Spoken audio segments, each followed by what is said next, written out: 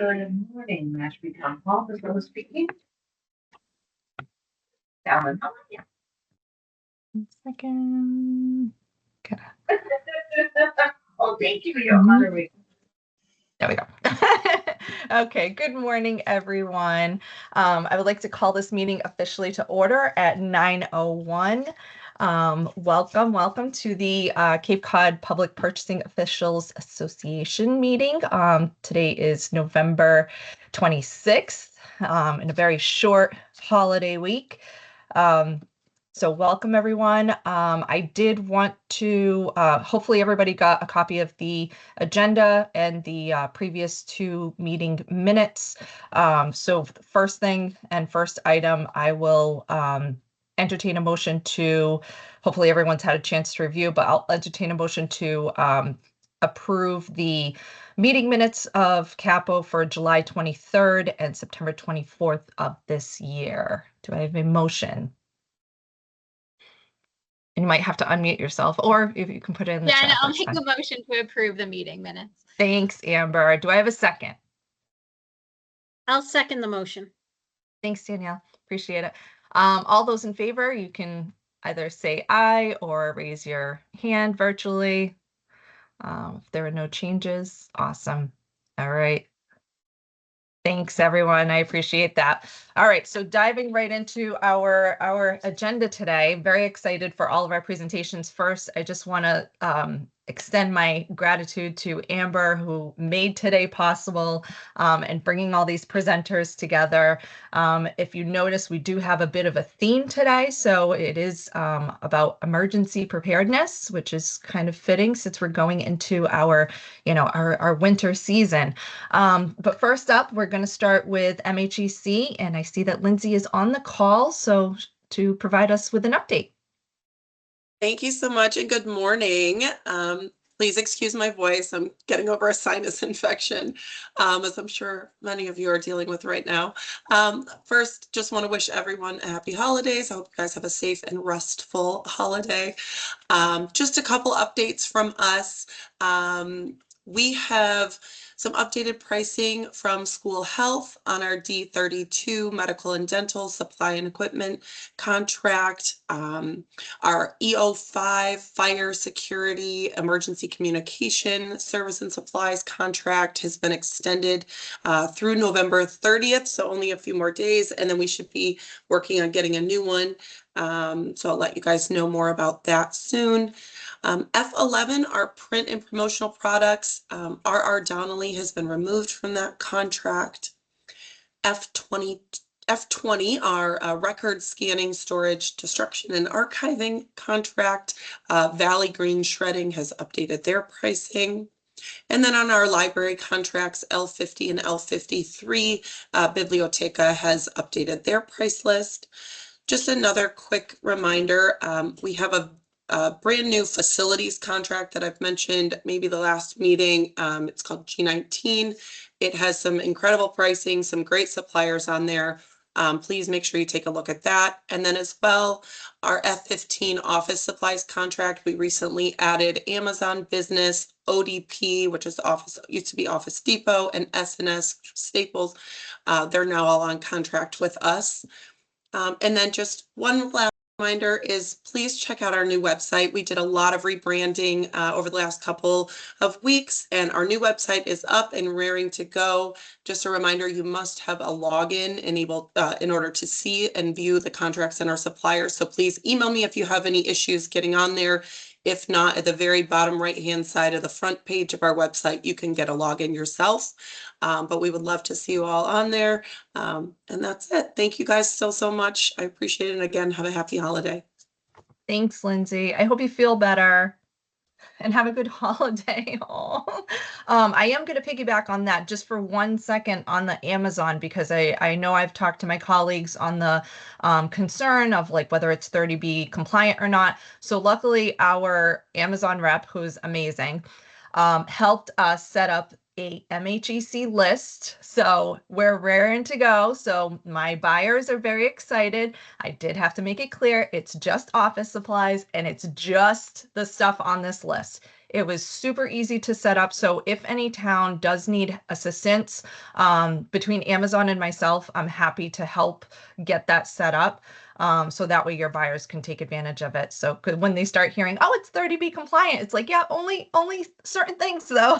So don't Yes, open the just floodgates. office supplies. Thank you Yeah. so much, Jennifer. Yeah, no, but it was great, and I love the way that it's set up, and it has like, a nice little icon like preferred pricing or something like that, something that identifies that it's MHEC. So I really appreciated that just from a compliance perspective. It was like, okay, good, good. So just wanted to kind of add to that. All right, so up next, I guess Trish, we're gonna have an OSD update, and then if you want, we'll dive right into your first presentation. So go ahead and take it away.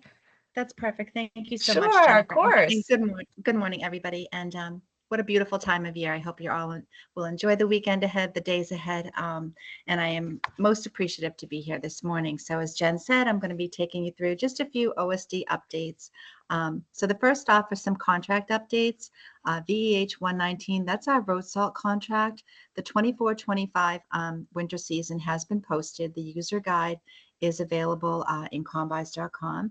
And this is a contract that will offer you both traditional solar salt and pre-treated salt options. So if this is a contract of interest to you, please refer to the user guide. There is a memorandum of understanding for users just to express what your anticipated usage would be on this contract, and that would need to be submitted to OSD. Also under the contracts, we've got two new fuel contracts, which would be ENE 53 and 54. Those are our low sulfur diesel, biodiesel contract, as well as the gasoline contract. And as you've come to expect with these contracts, you'll receive competitive pricing from qualified and experienced vendors, prompt pay discounts, lower cost on large quantities delivered, as well as fixed and variable price options. So those are our new fuel contracts. Check out the website for more details on those. Lastly, we've received a lot of inquiries of late about drones. I want to assure you that those are available under OSD contract. They offer high resolution cameras, thermal sensors, and are actually available through two separate contracts, both our Homeland Security and Public Safety contract, which is HLS 06, as well as PSC 01, which is the Public Safety Equipment contract. And you'll find the drone options under Category 3. So as always, this is just a snapshot. Refer to the user guides for complete contract information, as well as any questions. Please direct to the contract management team. And of course, myself, as your local rep, I'm always happy to help. With regard to another quick update, procurement activity, what we're working on in strategic sourcing, our FAC 101, which is the Facilities Maintenance, Repair, and Operations contract for commercial grade products and supplies will in fact expire at the end of December, 12/31/24. Expect that will be replaced by FAC 123. So more information to follow in terms of who's been awarded, what are the advantages, things like that. But FAC 101 is soon to expire.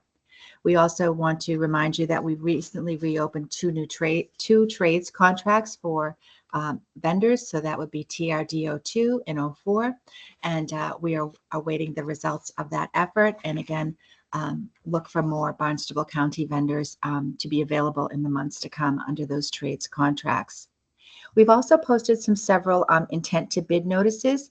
So we always ask you, our partners, if you have quality vendors that you are aware of that you'd like to do business with, please encourage them to, you can reach out to me with their name, or they can reach out to OSD directly. But we're looking to procure the new iteration of our clothing uniform. Oh gosh, this gets lit. You can tell somebody from marketing wrote this. Uniform, footwear, accessory, personal care products, and bedding contract, or commonly known as CLT09. So that's our clothing and uniform contract. That has been posted as an intent to bid, as well as floor covering and accessories, which would include all types of flooring material, inclusive of installation, maintenance, and repair. That will come in under FAC 130. And last one is specifically a school nutrition products contract. So different than the prime grocer contract. This is specifically designated for that K through 12 audience where, you know, that local produce is vital. That will be is in the process of procurement under GRO 42.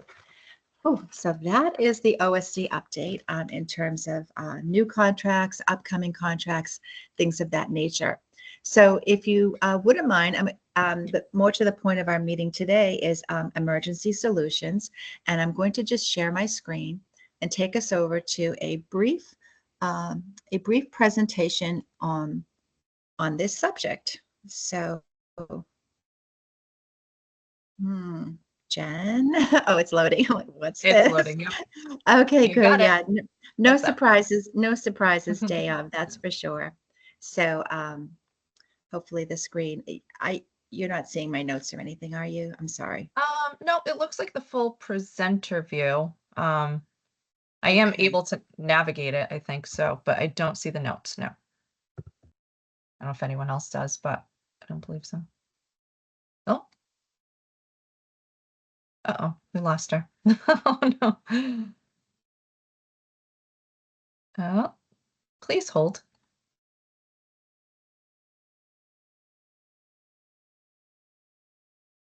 Well, that was a dramatic pause. I apologize for that, you know. That's I am okay. so sorry. I obviously No, hit the that's wrong fine. button. So let me just attempt this Absolutely fine. again. For whatever reason, it's Sure. I'm not sure if I opened it in from a different browser or something this morning, but we'll get to it. One moment, please. Sure. Let's Take your see.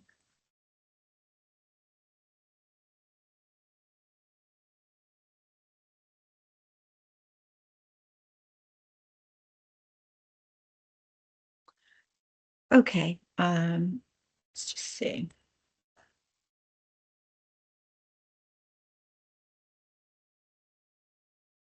Jennifer, you'll rue the day that you started with me. I apologize. That's okay.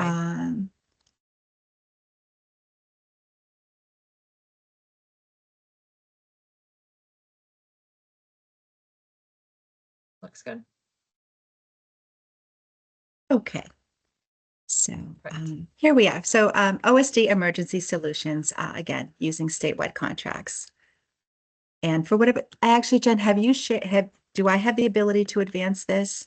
You should be able to, but if you don't, I do actually Yeah, have that on my screen as well. I'm wondering You want me to do it?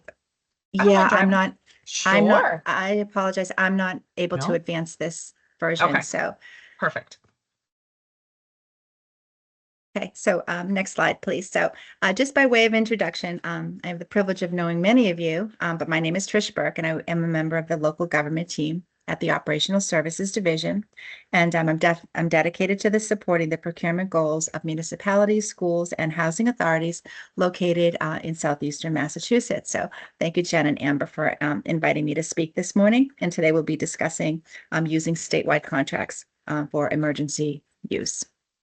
Next slide.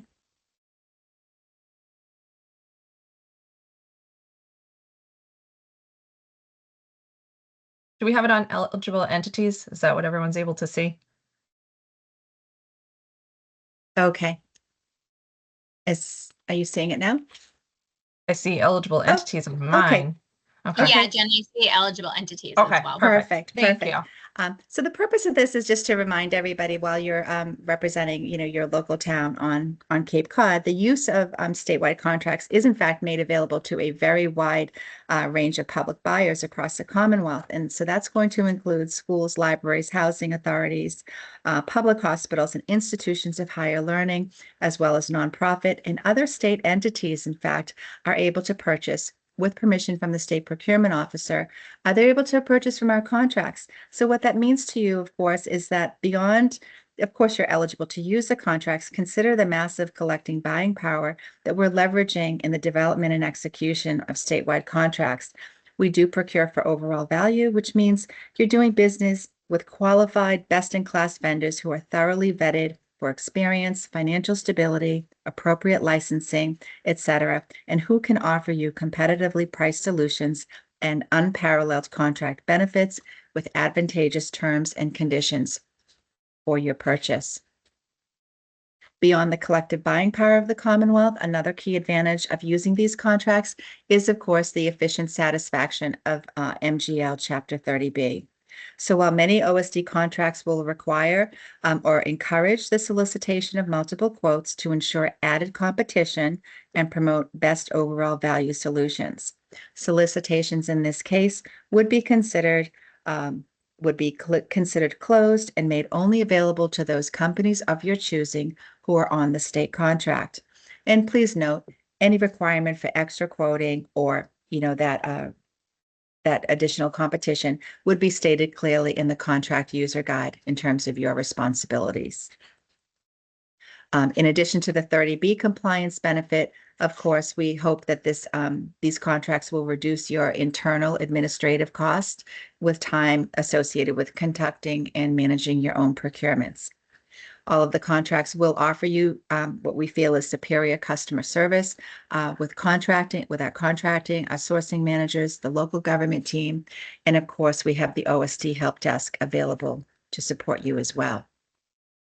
So in terms of the emergency, the state contract for contracts for emergency services, be confident that knowing that you can turn to us during times of unplanned emergencies. We literally have several hundred contract vendors who are positioned as emergency suppliers. So as part of your internal contingency planning or anticipation of any number of future or likely, planned or unplanned events, it may be wise for you to review these contracts now and consider what plan you may wish to put into place. And keep in mind that there may be agreements, of course, that you actually do put in place ahead of time for any number of reasons. And it's particularly helpful if these emergencies are not necessarily, a local issue, but more of a regional issue.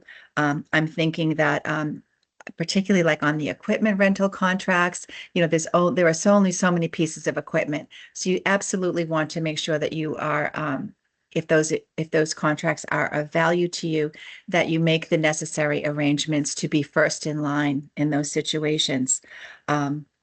But in general, know that the OSD contracts are negotiated to provide that heightened response, often 24/7. And many of these vendors also, in the case of products, will be available to offer pickup services, etc., after hours pickup services. This is a nice flyer that we have cultivated. And Jen, if you wouldn't mind, just share this presentation to the audience today, because the links will take you to the various resource flyers. We've got a great emergency preparedness blog, which is linked here as a second point. But this will help to clearly identify the wide range of goods and services that are often needed. So you'll see a vast list here. Again, super important. Just, keep in mind the nature of these items. Oftentimes you'll see that the items may be found on multiple contracts, and that's for a variety of reasons. But again, that just will expand your choice of vendors, particularly at a time when others are actively using these contracts. So a visual representation here, the types of things that might be needed. So whether it's generators, earth moving equipment, all types of first aid, electronic traffic signs, bottled water, etc. Sorry, and more along those lines. Again, we've got everything from bottled water, cots, digital signs, cones, traffic, tree removal services or cutting services, etc., as well as our trades contracts for those skilled labor professionals who can provide roofing, carpentry, electrician, and restoration services to your community. So where do I find all of this stuff? So there's two links here. There's a nice Excel spreadsheet that essentially it's a keyword search. You enter water and the appropriate contracts will list. There are links here to take you to that grid. It is an Excel spreadsheet. We recommend just maybe get into the practice, maybe tab it on your browser as a favorite, because it is updated periodically. And pretty easy to use, very similar to the trades index as well.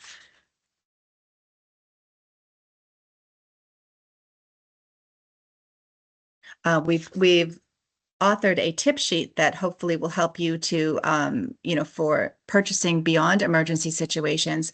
If you're not executing your orders in combis, which is fine, just some recommendations to you on how best to move forward with our vendors, requesting pricing, obtaining and locating price files from combis. Everything is posted in combis. The landing page has been recently updated over the past few months. So hopefully it's a little bit easier for you to navigate. I would draw to your attention the local government resource landing page, where everything that you've seen, be it the tip sheet, the Excel spreadsheet, the examples of the various emergency items, all can be seen there. And beyond that, the local government team. So Eric Murphy oversees the work of myself, Jennifer Forsey, and Jackie Needham. But again, I'm your local person, available to come and support you either in person or virtually, provide your community training, or answer questions. Please don't be shy. Thank you so much. And we're always online, virtually here. So connect with us on social media. And I think that's the end of the presentation. So please, any questions, throw them into the chat. I'm available after this meeting today, of course, and anytime in the future. So Jen, thank you so much. Awesome. Thank you, Trish. Really appreciate it. Yes, I will be sharing all the presentations on our CCAPPO site so that way everyone has access to all the links that they could need. But all right. So thank you again. Appreciate it. Yeah. A lot of great info. All right. So our next presentation, going right into it a little early. I did see that Mr. Kenneth Newberg is on the call from DCAM, and he's going to be presenting to us today on submitting DCAM emergency waivers. Like you've unmuted, so you're good there.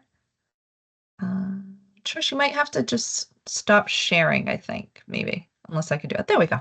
Perfect. Hey, Jen, do you have my How are you? presentation? I'm well. How are you? Thank you for having me. I do. Would you like me to go ahead and share it, or? Yeah.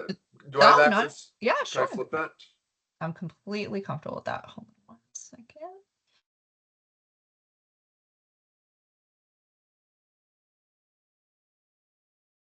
All right, so we have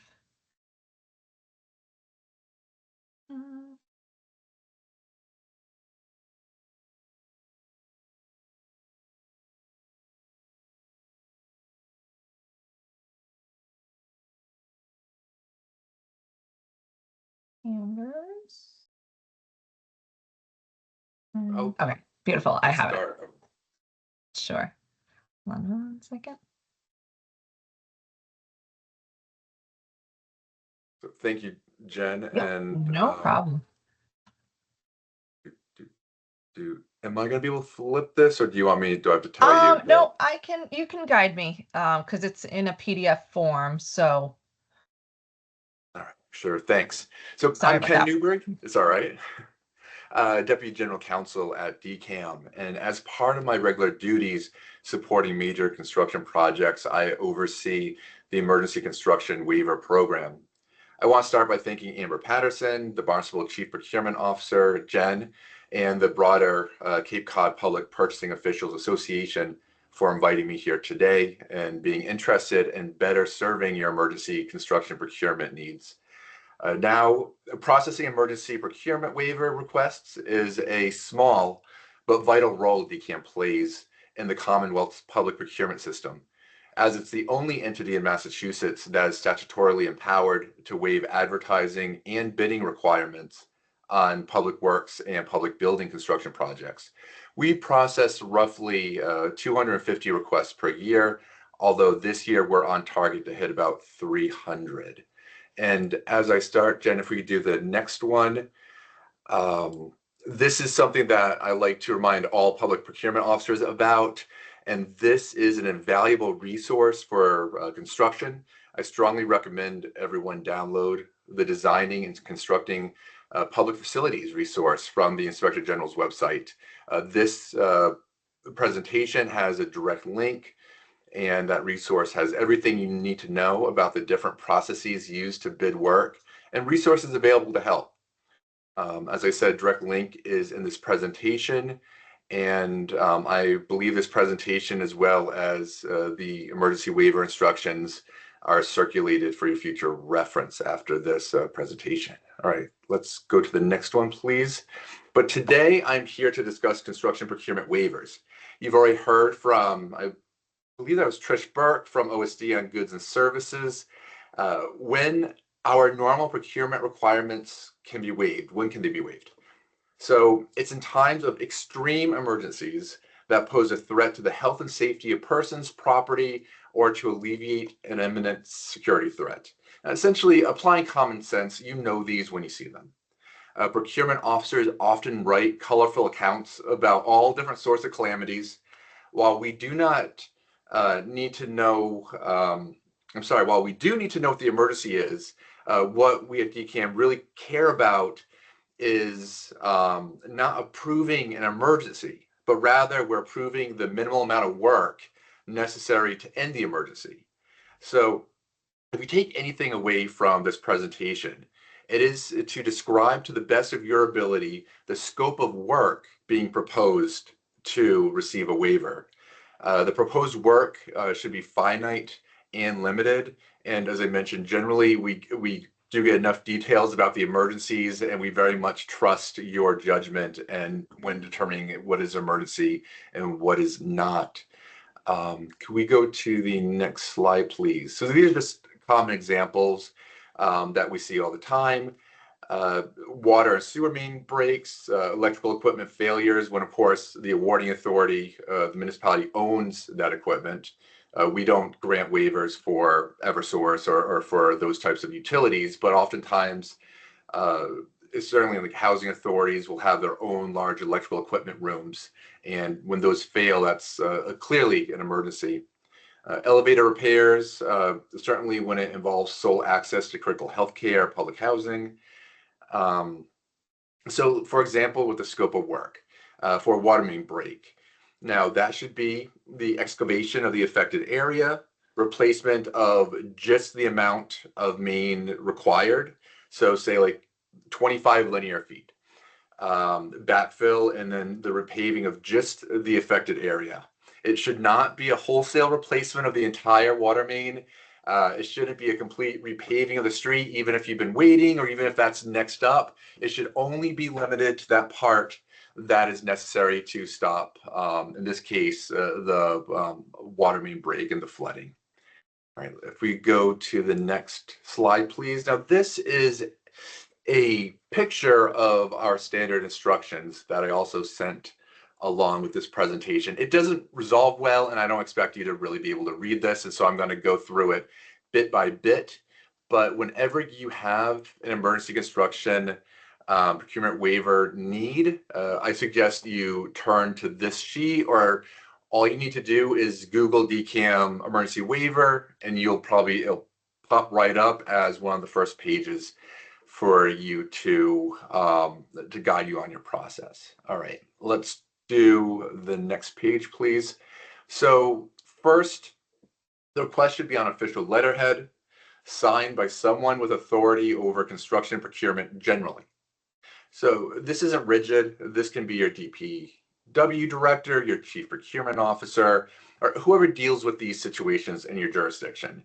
We also aren't in a situation of assessing who in your jurisdiction has authority to request this. It's all different, especially within the 351 municipalities, the 300 and some odd school districts.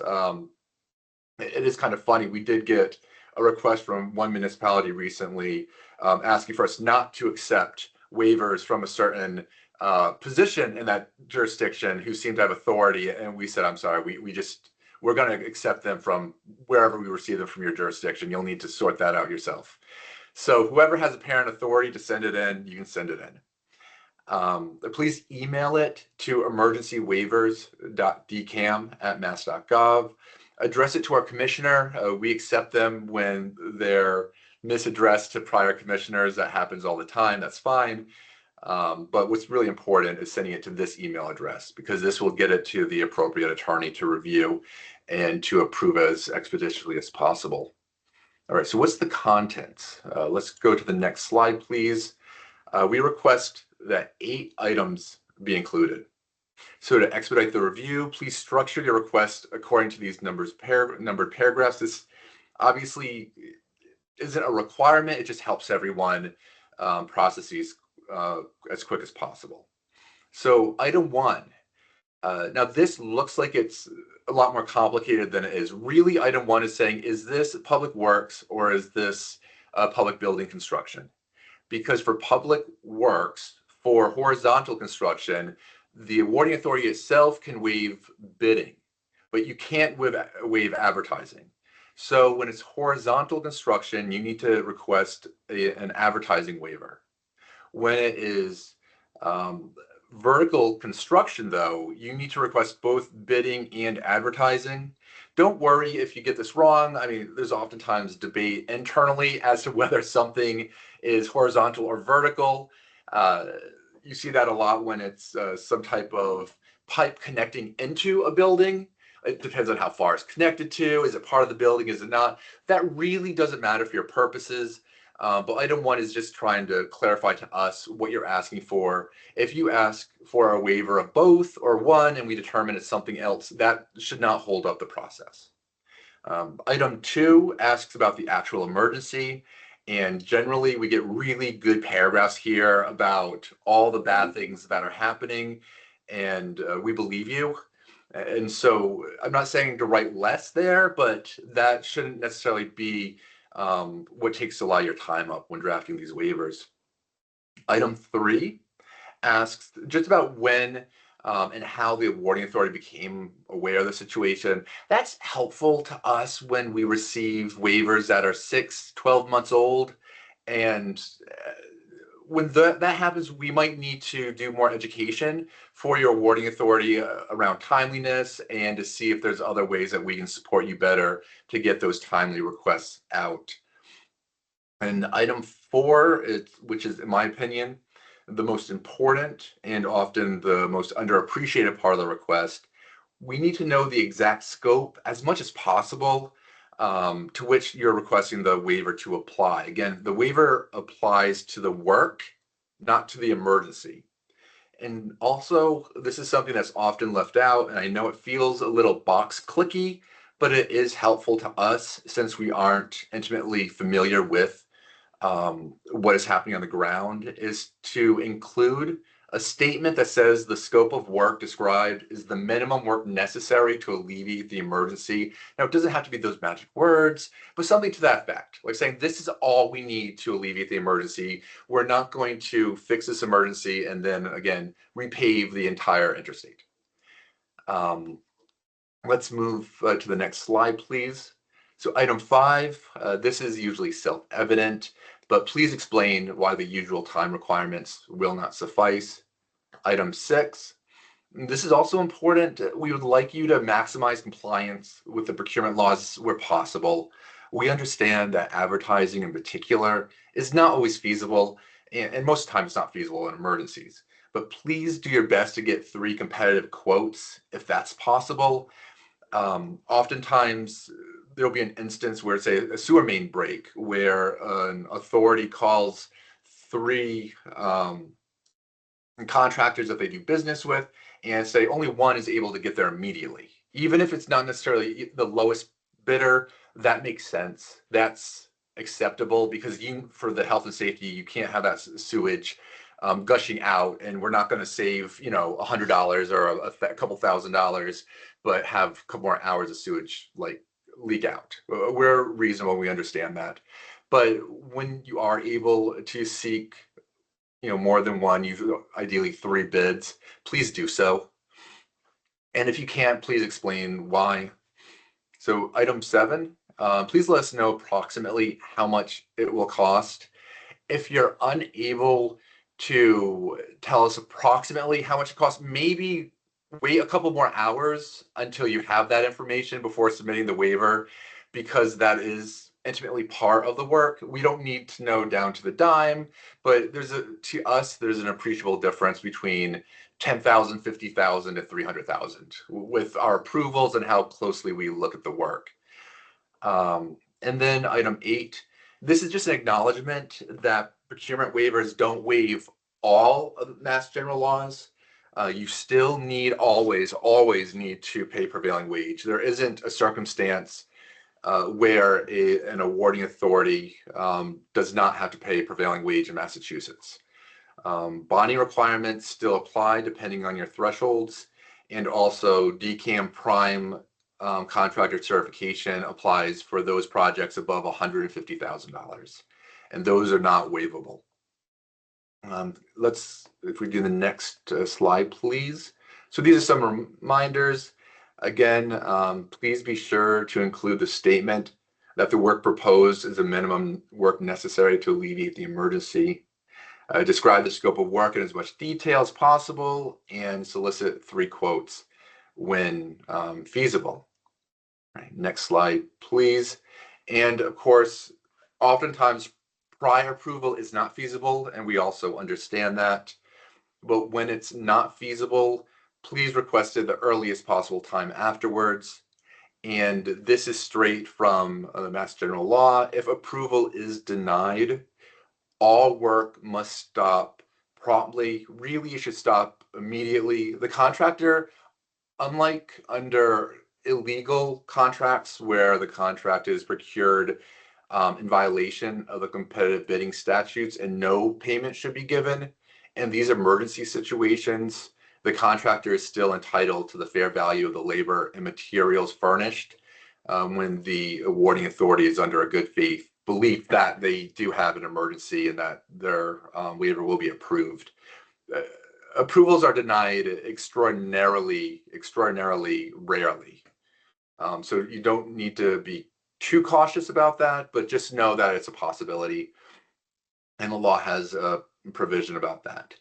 But in the last slide, I do want to highlight some options for construction projects with an estimated cost of construction below $50,000 that don't require emergency waivers and can be procured expeditiously. And so if the awarding authority, right, so you estimate that the construction cost is below $50,000, and remember, this is really important for those who fall under 30B, and that would be everyone here, I believe. Unlike 30B procurements, where if your lowest bid exceeds $50,000 and you bid it under the procedures below, you have to rebid it. In construction, you do not need to rebid the work. So if your estimate is $45,000, it's your awarding authority's good faith estimate, and the lowest quote comes in at 55, you do not need to go through a sealed bid process. What matters there is that it's a good faith estimate, and you can't just magically come in below 50. But if that is you have a good faith belief, and you can justify it, you can go using those procedures. And so if your estimate is below 50, you can either you can go to the tradesperson's contract, which is statewide contracts through OSD. And all you do, you can go to their website, download. They have a nice spreadsheet that has that you can do a search by, I believe, county. It might even be by city, but it's by areas. And you can search for the trade that you need. All you need to do is reach out to at least 3 of them, and you don't need responses necessarily from all of them. The instructions are listed in the trade person's contracts, user manuals, but you can start work immediately. Once you reach out to 3 of them, you get a quote, you can start immediately. Now that only applies to construction projects below 50,000, and many, if not most of you, may remember that the rule used to be below $50,000 in labor, but that's no longer the rule. The Attorney General has now reinterpreted the law to mean 50,000 to cover the entire project, including materials. So it's unfortunately fewer projects that they apply to, but they do apply to your smallest projects, and you clearly don't need a waiver for these. And also below 10,000, there's no advertising requirement at all. And so you don't need to reach out to us. And we do get them, the waiver requests for these smallest projects. You can generally meet your needs on your own. And having said that, I think that's all I have. And thank you for having me. And please feel free to reach out if you have any questions, ever need assistance with your procurements. And I'm not sure if Jennifer, if you're the chair or how this is structured, but if Yes. buying through the chair, if you have questions in this time, please ask me. If not, just shoot me an email. All right. I wanted to give everyone an opportunity to see if there are any questions at this time.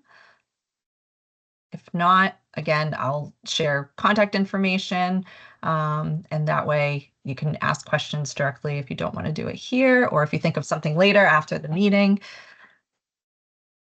All right, if not, then we're going to move on to the next one. Thank you so much, Kenneth. I really appreciate it. That was a great presentation on how to do our emergency waivers, and structured actually very well. I appreciate that. So remember all those 8 steps when when hopefully, knock on wood, none happen this year, but we shall see.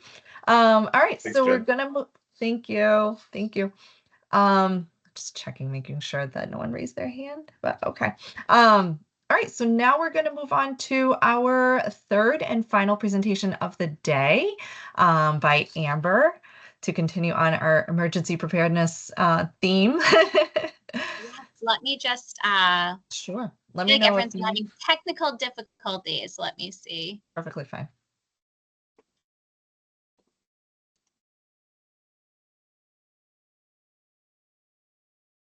All right. What, can you see my presentation, Jen? Yes. Yep. Okay. Just came in. Excellent. All right. So just a quick disclaimer. These slides in this presentation is strictly based off of my own knowledge of the emergency procedures and experiences. I will always suggest that you reach out to your direct report or chief procurement officer to see what your municipality's guidelines and procedures are. And then also always reach out to DCAM if you do have any questions. I have always found that they're accessible, they respond quickly, and they are the voice of authority for all things emergency procurements. So just as we get going here.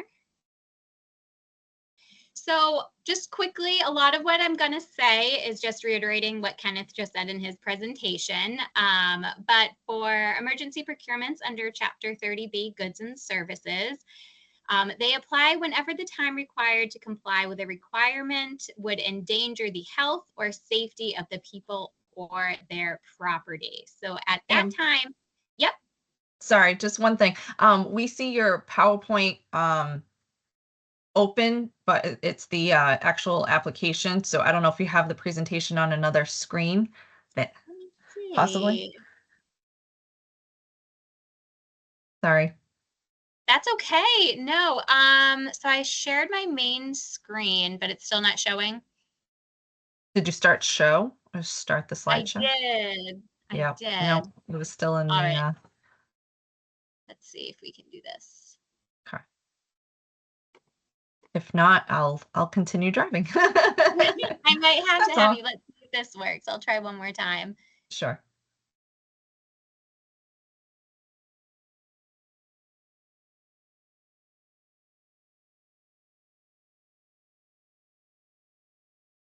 All right. Let's see if this works. Jen, let me know if it pops up. How about now?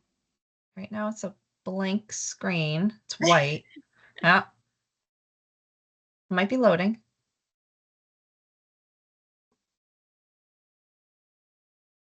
Don't see it just yet. That's all right. Just to be Okay. efficient, why don't Perfect. we just do you mind Yep. pulling it up on your end? Okay. No worries. Thank you for everyone's patience. Yeah, this is the first time that I would say that we've had. Well, then again, Microsoft, from what I understand, isn't really working this week. Lots So of kinks. Yes. yeah, so apparently it's affecting us as well. I think Okay, everyone we're can see good it to now. go. All right, so if Perfect. we want to go to the next few slides, we're just at Chapter 30B, Procurements. Okay, so again, really just reiterating what Kenneth said, under Chapter 30B, it's when you have an emergency situation where it's determined that would endanger the health or safety or people or their property.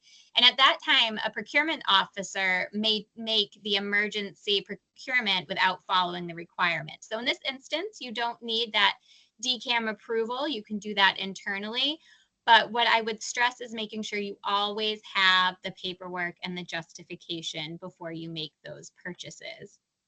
And then another key component is making sure that you submit a copy of the record of the emergency procurement at the earliest possible time to the state secretary's office so they can place that in their publication. And that's often a step I feel like is missed because you get these requests and then you establish that it's an emergency, you do the procurement, but you have to remember the very final step is making sure that you submit that notice to either, in this case, it would be the goods and services bulletin, and that would have the award information and the contractor's information. All right, next slide. All right, so then we move on to construction. And so under 3039M, which is roads, sidewalks, parks, non-building construction, an extreme emergency would be caused by an enemy attack, sabotage, or other such hostile action or resulting from an imminent security threat, explosion, fire, flood, earthquake, hurricane, tornado, or other such catastrophe. So it really embodies any type of natural disaster that you can think of. And at this time, an awarding authority may only do what is necessary for the temporary repair and restoration in order to preserve the health and safety of the person's property. So this does not apply to making any permanent reconstruction, alteration, remodeling, or repairs. And in this case, you do need that waiver of public notice from the DCAM office. Next slide. So now we'll go into Chapter 149, building construction, repair, and modification. And in this case, an extreme emergency is when it's involving the health and safety of people or property. So DCAM's prior approval is needed unless the nature of the emergency prevents prior approval, but you should always notify them and be in the process of getting that waiver. Without the prior approval, the awarding authority cannot do the work necessary to preserve the health and safety of persons or property. And I always stress that because, again, oftentimes in procurement, when you receive notice of an emergency, there can be some colorful descriptions or scope of what's happening, but you really have to stay focused and make sure you're going through the appropriate channels and that only the work is done to eliminate the imminent threat or the emergency at that time. And again, the DCAM waiver, public notice, and bidding requirements must be received in writing. And then for each of these, again, you have to make sure that at the end, you are submitting to the central register, and that will have the contractor's information and the dollar amount. So remember, the final step is being sure that you are submitting those advertisements to the central register. Next slide.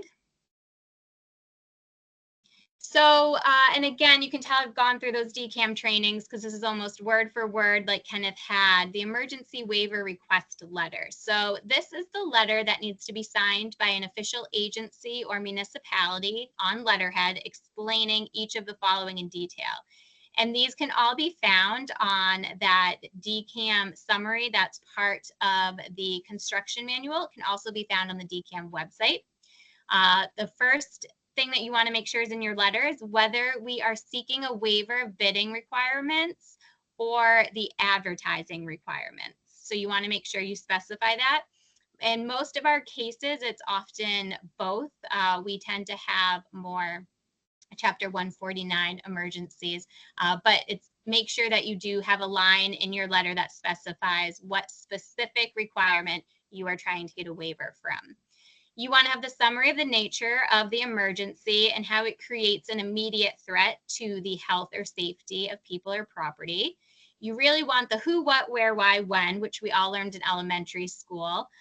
If you don't have that, the DCAM office will contact you to seek more information. So it's easier to gather all that information and include in your letter than having to go back and forth with the attorney who's assigned to your DCAM waiver. And you also want to be sure to include the proposed scope of work necessary. Again, details, because they're only going to approve the work that is ultimately necessary to end the emergency. So you want to have a detailed scope to be able to provide. And then you also want to indicate why the time requirements involved in the standard bidding process you're not going to be able to reach. Next slide. So again, just a best practice, DCAM will tell you to the extent possible, you want to make sure that you are following guidelines. Really, what I always stress to my staff is make sure you're seeking a minimum of 3 competitive prices. I'll get back, that they haven't heard back from a contractor, and that's okay. We at least have to show that we've put the integrity in the process, that we are soliciting multiple quotes. And then if we absolutely cannot meet those requirements, then you need to explain why. Everyone who works here in the town of Barnstable knows our office. Usually our go-to is that you can absolutely at least solicit 3 quotes. You have the time and the ability to do that. So you want to be sure you have an estimate of the dollar value for the scope of work. Again, I do understand from staff that this can be a moving target. It's kind of what you know at that time. As they're doing the emergency, other things can happen, but it's just the best estimate that you can provide, and that is what we include in the letter. If we are in an emergency situation and we've gotten the waiver, the work has begun, I do update the DCAM office if the price does increase, just to make sure that they're aware. Going along with that, based off that estimate, that's what's going to tell you what requirements that you need to follow. If it's over 25,000, you need the bond. If it's 150,000, there's those DCAM requirements.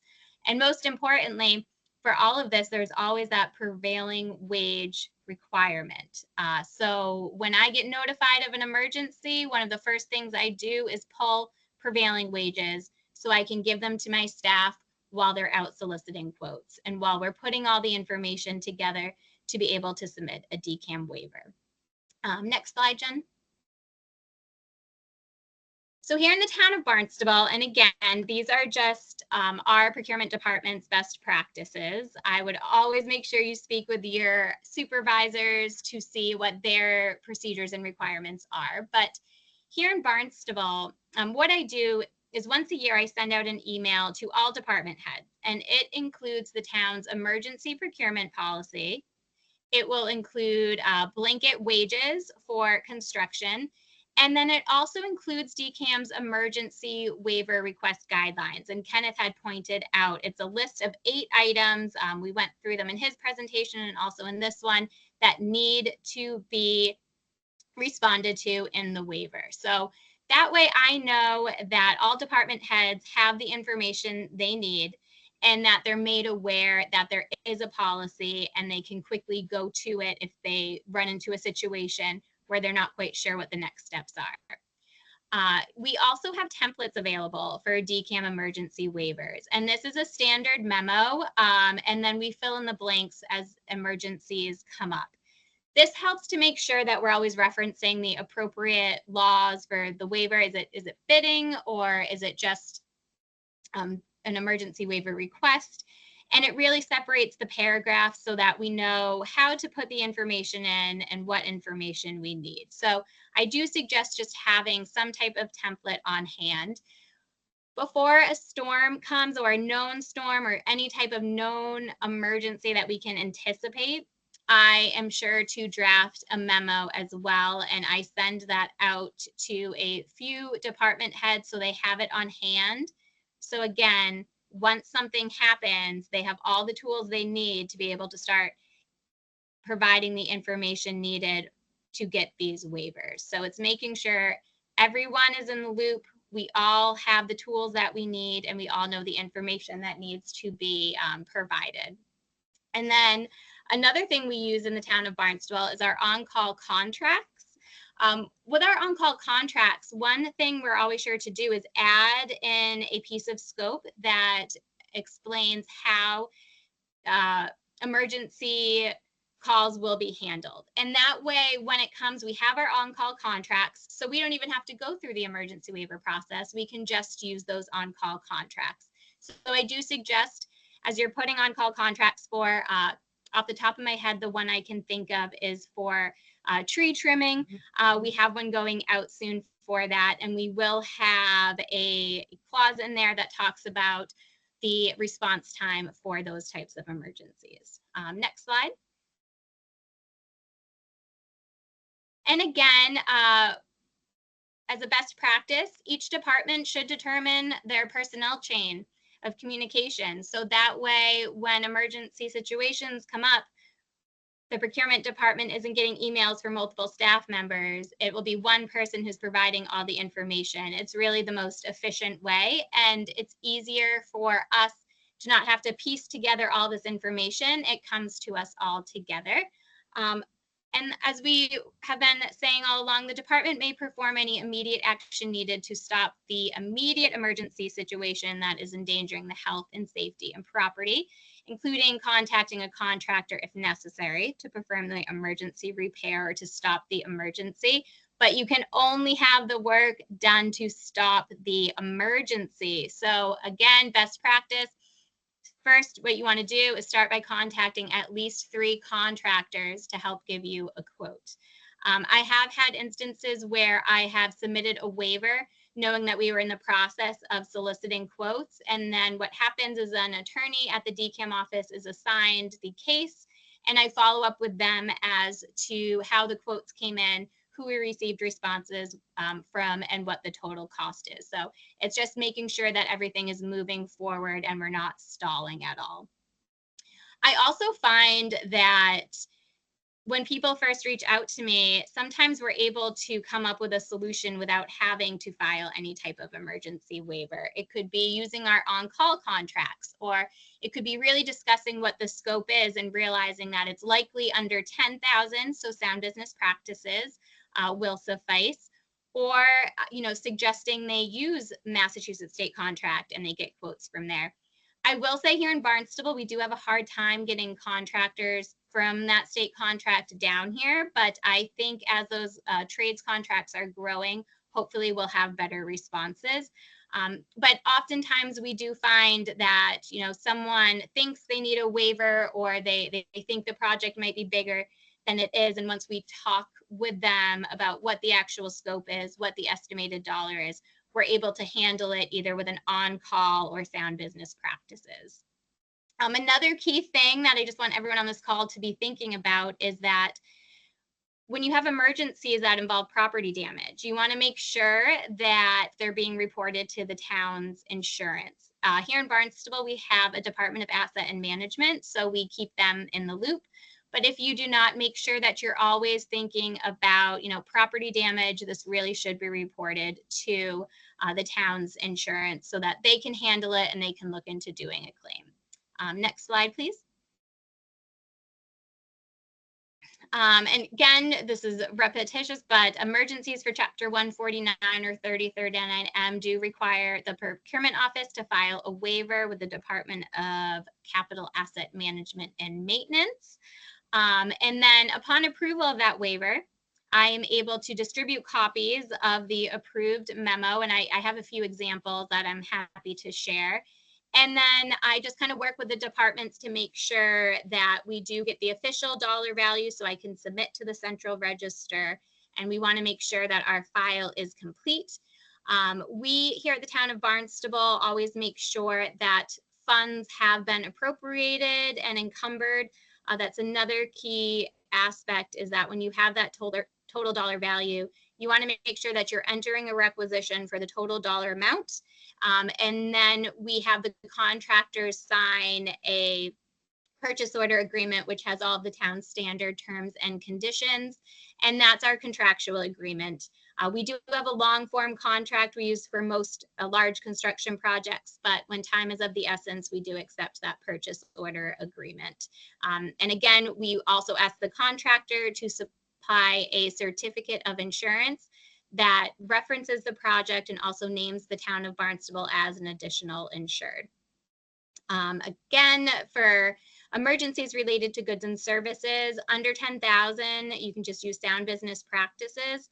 So make sure you do reach out to your procurement officer, your chief procurement officer prior, because you could save yourself a lot of time once you talk through the project and what the actual requirements should be. So next slide, please, Jen.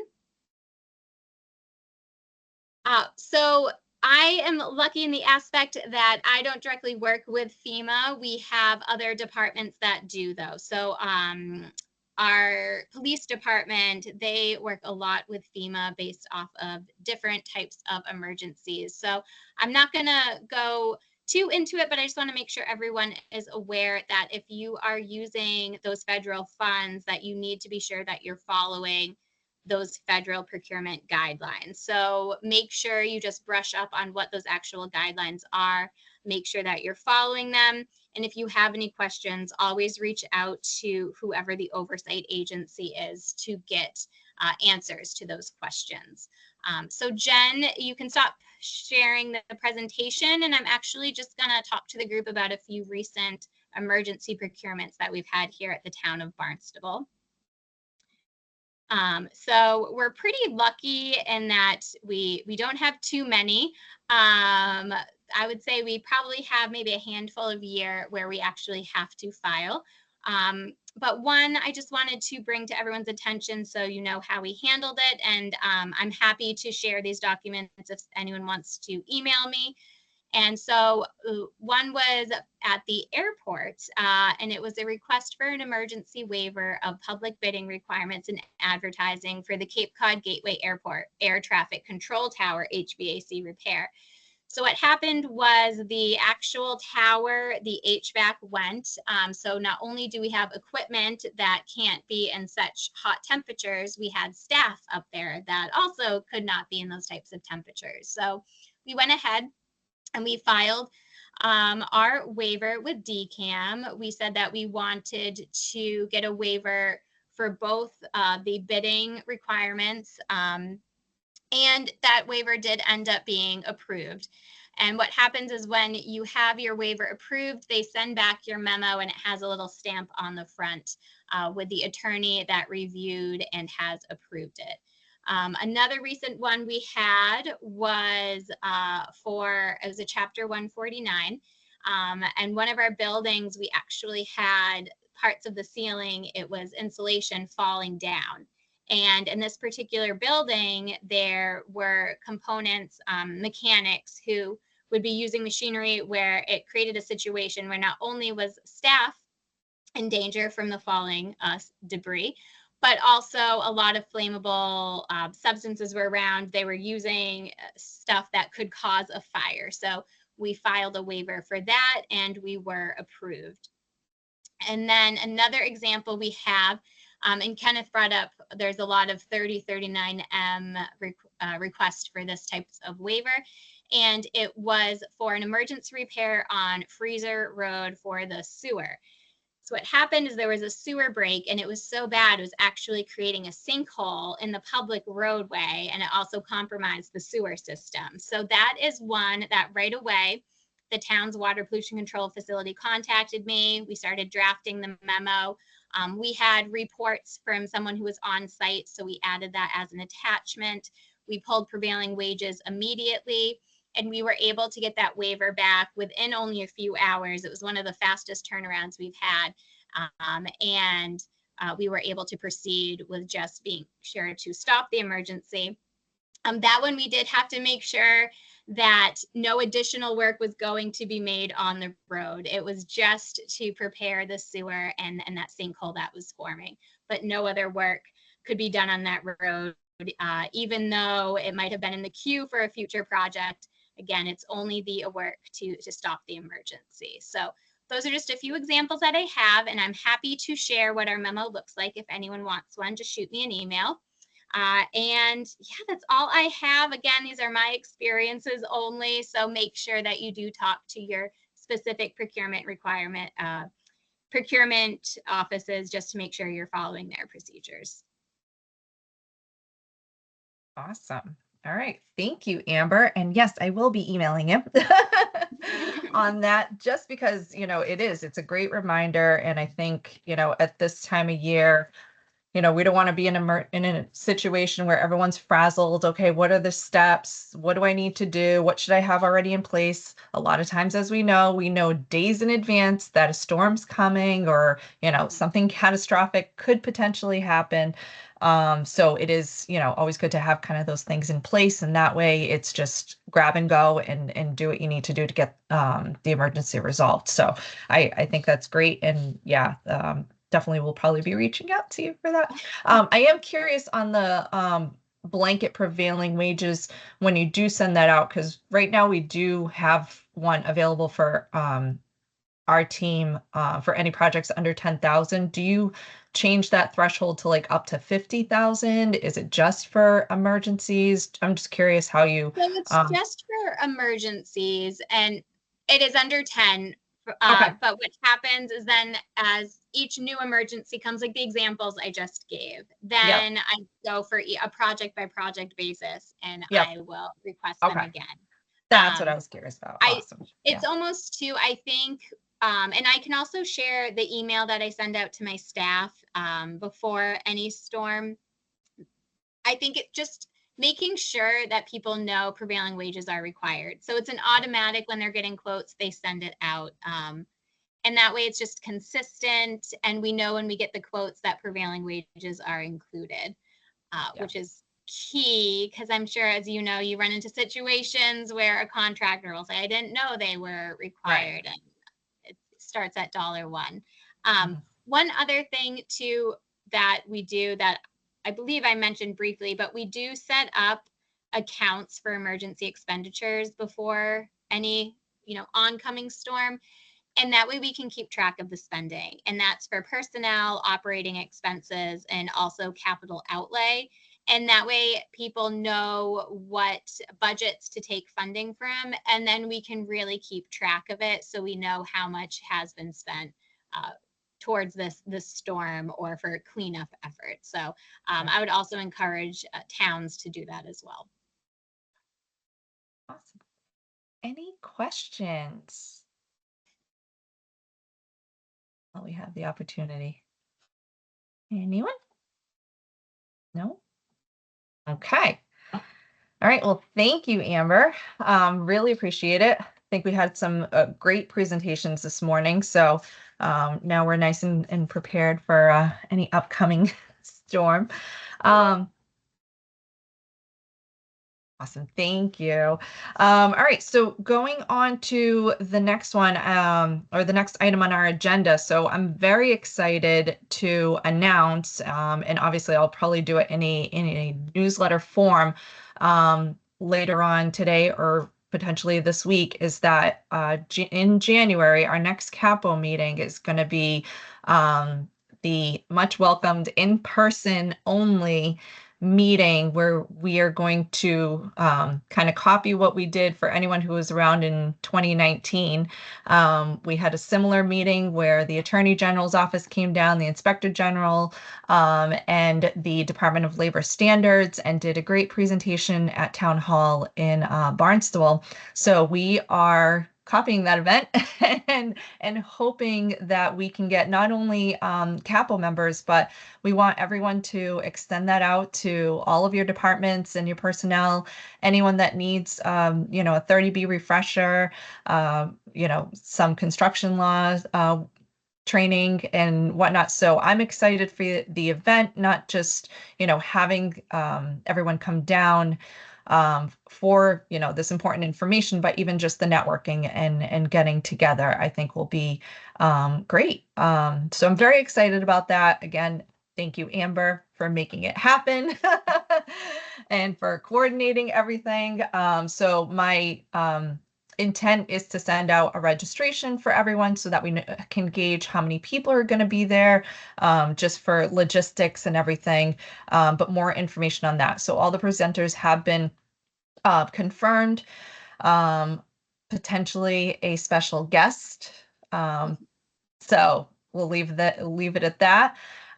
Very excited about that as well. So it should be a great event, essentially. So any questions on that, or even just comments on how great it is? No, we probably will Yeah. have some type of a registration just to Yeah. make sure that we don't go over capacity. So Yeah. just for everyone Yeah, who's on the call, when you do get that email from Jen, make sure that you RSVP that you can attend, because I'm not Yep. sure. The room's pretty large, so we should be able to accommodate everyone, but just in case. Yeah. Yep. Awesome. All right, so moving on to county bid update. So our fall bids are underway. So for the roadway construction, we are going to be renewing the contract for the roadway construction items. And then we have a separate bid for road resurfacing projects. So all the towns did submit their information last week. So I'm hoping with this week being kind of quiet, I'll be able to kind of put that together and get that out as soon as possible. Also, we are working on the golf course materials. So again, I did receive information from all of the town superintendents on that. So we're going to be putting that out. And then next week, for anyone that's involved in the leasing of portable toilets, information is due back to me next week. And we'll be putting that out to bid in the late fall, I guess, considering, or early winter for this year. And then finally, on the county bid side, and kind of an update that I finally received yesterday from KP Law, which is going to be very important to communicate out to your departments, is the trades. So after much discussion and much deliberation, we came to the conclusion, as many of you know, the Attorney General's office recently has changed their interpretation of the trade contracts, and they are no longer, for OSC contracts, they are no longer separating out labor and materials, which I'm sure has been kind of detrimental to many operations across the state. And as far as our county contracts, even though they weren't part of the bid protest decision, it was kind of decided that on, just out of caution that we follow suit with that. And I will be making changes to the contract user guide. I will be making changes to the current contracts that are existing. But moving forward, we're not going to be able to continue with the past practice of separating labor and materials. So it'll be a total project cost. So now it'll be applicable to any project up to 50,000. And then anything beyond that will have to be publicly bid. So any questions on that? I mean, the good thing is that timing is everything. So we will have a representative from the Attorney General's office in person in January. So we can certainly kind of ask, why the change after 8 years? I know I certainly have that question. And as many as you know, because we're in this, on a daily basis, 50,000 really doesn't provide much opportunities for what we need to get done. The perfect example is replacing a boiler. The labor for that is going to be minimal.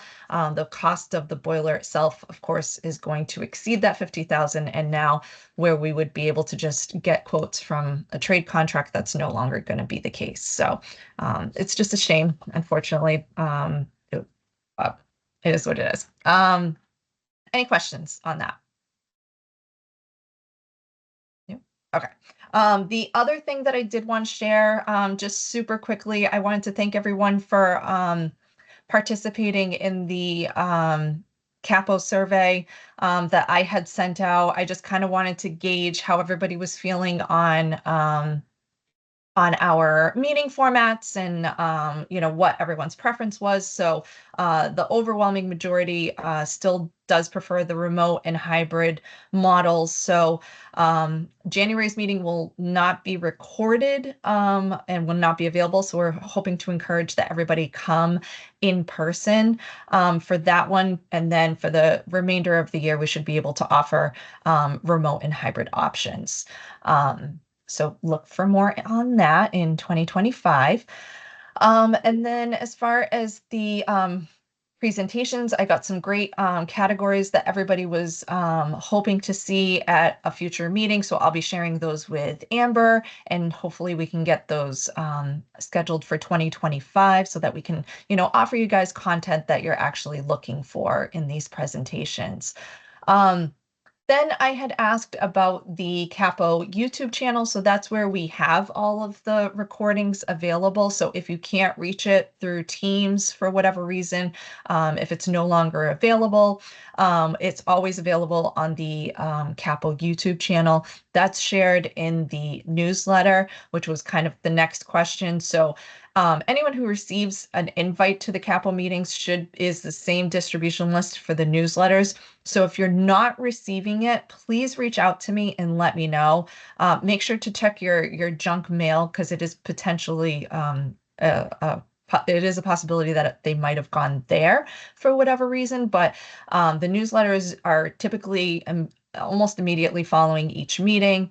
They have the links to the recordings, to the presentations that, for example, the ones that we saw today. Any of the bid information that is going to be important, and that sort of information. And again, I'm going to include the registration for the January meeting in that newsletter. So it is important that everybody does receive that, just to make sure that, we're getting as much of a wide audience as possible when it for this information and communication. Then I had asked on some bidding opportunities that everyone wanted to see kind of collectively and see if we can start now that ARPA is finally coming to an end, at least on the procurement side. I should have some more breathing room starting January 1st once all the money has been awarded and contracts are signed and allocated and whatnot. So I'm hoping that I'll be able to, coming up in the next calendar year and definitely the next fiscal year, start looking at what other collective opportunities. I did get a list a few years back, and then COVID happened and ARPA happened and all of that. So I'm hoping to update that list and start communicating out to the towns to see what information we would need to put some of those goods and services out to bid.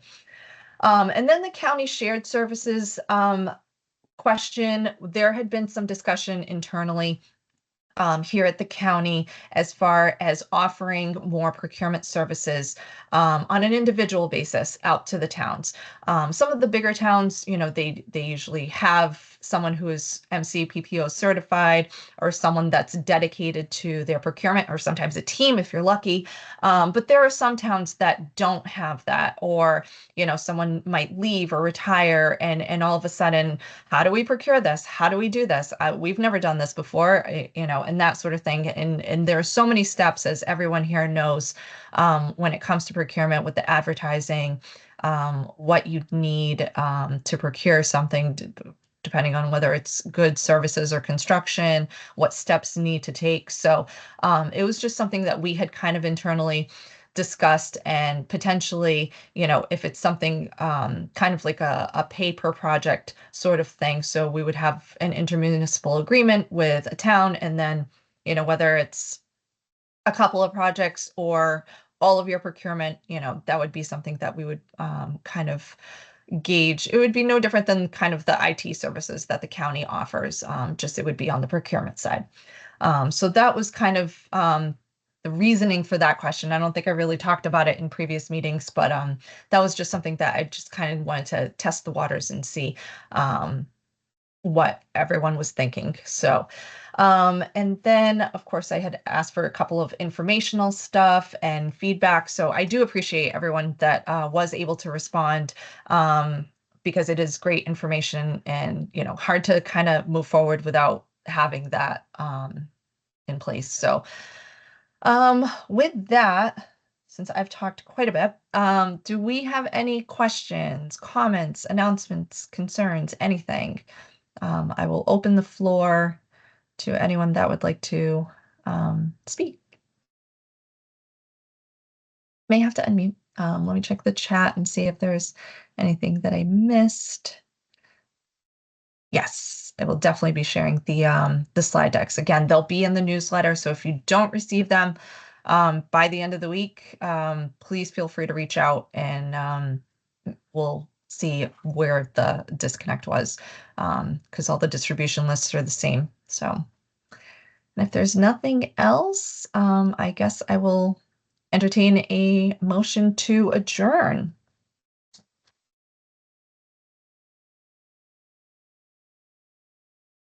Jen, I'll put forward a motion to adjourn. Thank you. Thanks, Amber. Do I have a second? I'll second the motion. This is Danielle. Thanks, Danielle. All right, and with that, I will close the meeting at 10:21, and I wish everyone a happy Thanksgiving. I'm going to stop the recording right now. Awesome. I hope to see everyone